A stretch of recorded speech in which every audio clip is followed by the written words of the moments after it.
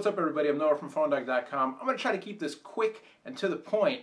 Jon Rettinger, dropped us a line a while back saying, hey Phone Dog, let's get together. Let's do some kind of a project. Let's do a video. Let's throw something to each other's audiences, see if it sticks. And we thought, that's great. We're big fans of the Jon channel, big fans of TechnoBuffalo.com. Let's do it. So we decided, let's do guest editorial pieces on each other's channels, a little guest video, talking about the Apple WWDC conference, the keynote address Monday, June 7th, the next iPhone. This is the 3GS. What's coming next?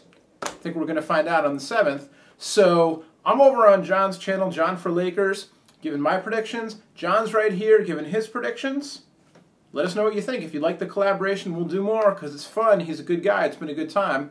And, we'll do more collaborations. Definitely, if you like what you see from Jon, go check out his site, TechnoBuffalo.com, and subscribe to his channel, Jon for Lakers. Either way, be sure to, I'm going to give the promo now. Be sure to come back here, PhoneDog.com, the YouTube channel, Facebook page, everything. I'll be live at WWDC at the keynote address Monday, June 7th.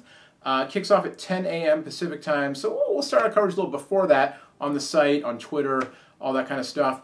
Whatever Apple's got in store, I'll be there, bring it to you live. And like I said, maybe afterwards, Jon and I will get back together, do a wrap-up, do something on Android versus Apple, drive go-karts together. I don't know. It's up to you. Let us know what you think. All right? Without further ado, the man himself, Jon for Lakers, Jon Rettinger, with his WWDC predictions.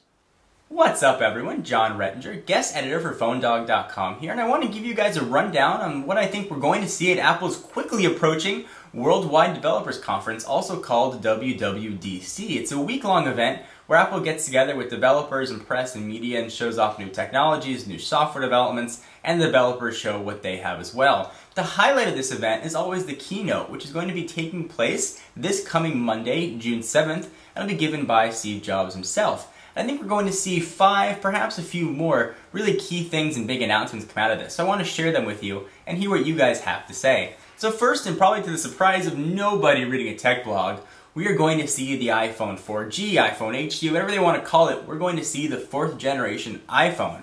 And now that we finally have some specs on it, it's really going to be a bit of a letdown. There's always been some excitement leading up to Apple keynotes with rumors and predictions, but really we never knew exactly what was going to happen. But with Gizmodo's leak this year, we now know exactly what we're going to get from Cupertino. So let's run down what we know. So it's going to have a front-facing camera for video calling, which is actually going to be very cool. What I'm hoping for is that it ties into a desktop client. So you can download iChat, of course, you can have for a Mac, but also download an iChat client for a PC, and you can talk to somebody from their phone and to the computer. So if you're sitting at home on your desktop, your buddy's out with his new iPhone 4G, you can kick up your iChat and talk to him directly while he's on the go, or vice versa. I think that would be a really cool thing. Now, it's kind of a bit of a concern about how video chat's going to handle over a 3G network, particularly AT&T's 3G network.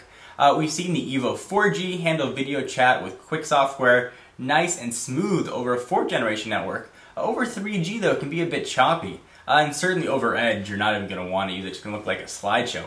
So I'm very curious to see how Apple and AT&T implement this. I think the next thing that we're going to see is higher screen resolution. Finally, the iPhone came out, high screen resolution. It's just been surpassed by a myriad of other devices. So the folks at superphone.cz claim to have actually had a next generation iPhone LCD screen, which they put under a microphone, and supposedly revealed a screen resolution of 960 by 640, which for those of you keeping track at home is actually double the current generation iPhone, which is ridiculously impressive. It's actually going to make the density now 320 dpi, which is going to be higher than any other current device on the market. So probably going to set a standard for screen resolution, which is obviously a nice thing. I think next we're going to see an LED flash. We saw it on the Gizmodo leaks and a few other sites in Vietnam. It's pretty a standard thing now. You've got LED flash on the back. You can probably be able to use it in photo as well as video to help low light situations. And to tie into that LED flash, I think we're going to see a higher resolution camera on the back of the phone.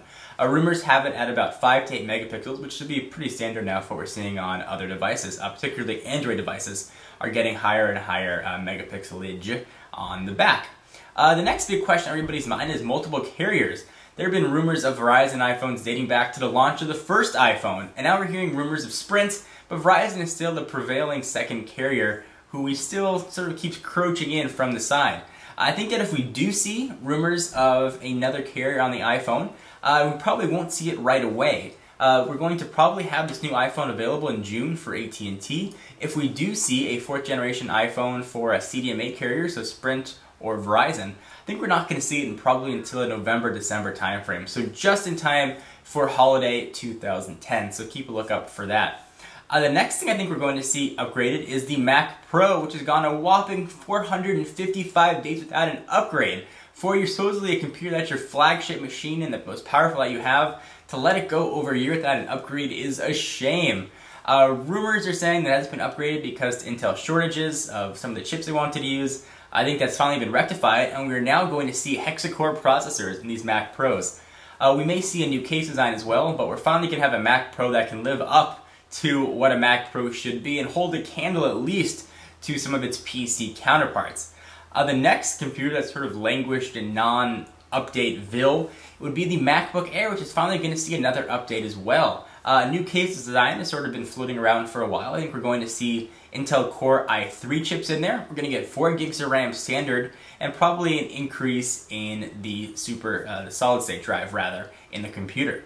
And sort of the next kind of exciting thing I think we may see is a new cloud-based iTunes. You may hear it float around the rumor mill as iTunes.com, and there are a lot of things that are sort of making people think this. Apple's new data center in North Carolina, which they spend billions building, is just starting to come online and be a prime candidate to host this service. And also, probably more telling, is Apple's acquisition of Lala, which was, of course, a streaming music service. So iTunes in the cloud is sort of the theme we're going to, I think, see a lot of at the Worldwide Developer Conference. Be able to go to iTunes.com, log in, check out all your music that you have, probably all be stored online, access it from any computer you want, and hopefully that'll be tied into your mobile devices. So be able to access this iTunes.com from your iPad, your iPhone, and have full access to all of your music wherever you are, which is always nice. And there have been times when I wanted to hear a song that maybe I don't have on my iPhone or iPod, I know I have it on my desktop computer, log in and go ahead and check it out, and maybe even download it directly right to your device.